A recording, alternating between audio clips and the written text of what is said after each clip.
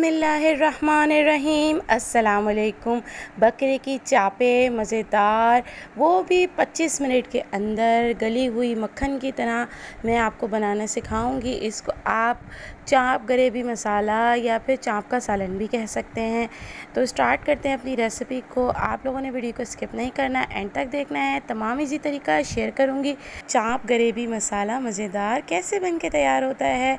सबसे पहले मैंने चाप ले ली थी, तकरीबन 1 किलो से ज़्यादा थी ये बकरे की, और उसके अंदर मैंने 1 कप दही डाल ली थी, और उसके अंदर अदरक लहसुन का पेस्ट जो है वो 1 टेबल स्पून डाल लिया था। खश भुनी हुई और पिसी हुई 1 खाने के चम्मच ज़ीरा भुना हुआ और पिसा हुआ 1 खाने के चम्मच, धनिया पिसा हुआ और भुना हुआ जो है वो 2 खाने के चम्मच। इसके अलावा गरम मसाला ½ टी स्पून और ब्लैक पेपर वो भी ½ टी स्पून, और हल्दी जो है वो आप ½ टी स्पून डालें। सॉल्ट अपने टेस्ट के अकॉर्डिंग डालिएगा।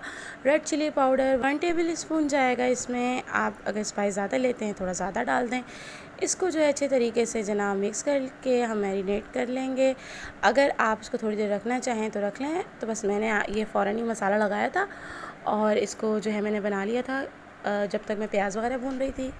और यहाँ मैंने जो है 1 प्याज चॉप किया हुआ ले लिया था और 3 खाने के चम्मच कुकिंग ऑयल डाला। कुकर के अंदर ही मैं बना रही हूँ तो कुकर में ही मैंने सारा किया ये काम। और प्याज को अच्छे तरीके से लाइट गोल्डन ब्राउन कर लेंगे हम। और ये 2 टमाटर मैंने ले लिए थे, इसको धो लिया था और इसको कट कर लिया था।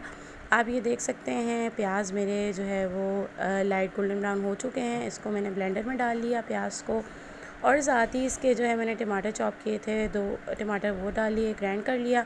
अब ऑयल गरम था, जो प्याज वाला ऑयल था उसी के अंदर मैंने अपनी चापें डाल ली और चापों को अच्छे तरीके से हम फ्राई कर लेंगे। अगर आप फ्राई चाप बनाएं तो बस आप इसी तरह से उनको फ्राई कर लें और हल्की आंच पे छोड़ दें, पक जाएगी।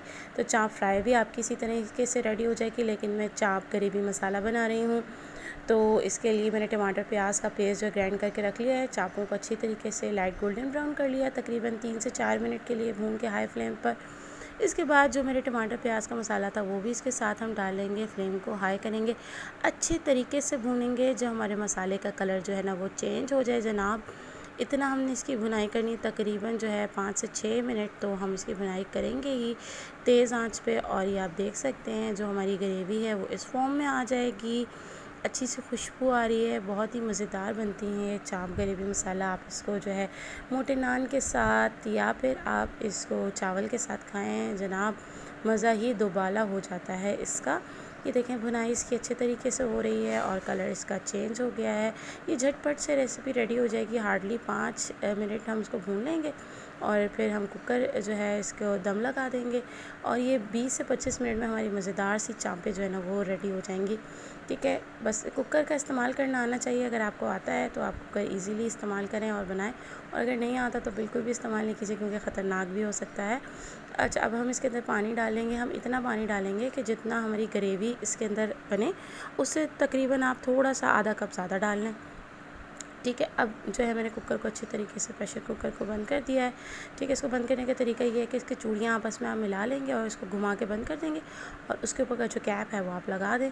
तकरीबन जो है ये मेरी चापें जो है वो रेडी है, गली हुई मज़ेदार। मैंने 15 मिनट इसको रखा था इसलिए ताकि अच्छी सी गल जाए। 10 मिनट में भी रेडी हो जाती हैं, बस सीटी आया और आप इसको फ्लेम को हल्का करके जो है 10 मिनट के लिए पका लें। मैंने इसको 15 मिनट के लिए पकाया। 15 मिनट पका लेंगे तो मज़ेदार ही रेडी हो जाएगी। अगर रेसिपी पसंद आई तो ज़रूर ट्राई कीजिएगा अपने फ्रेंड एंड फैमिली के साथ।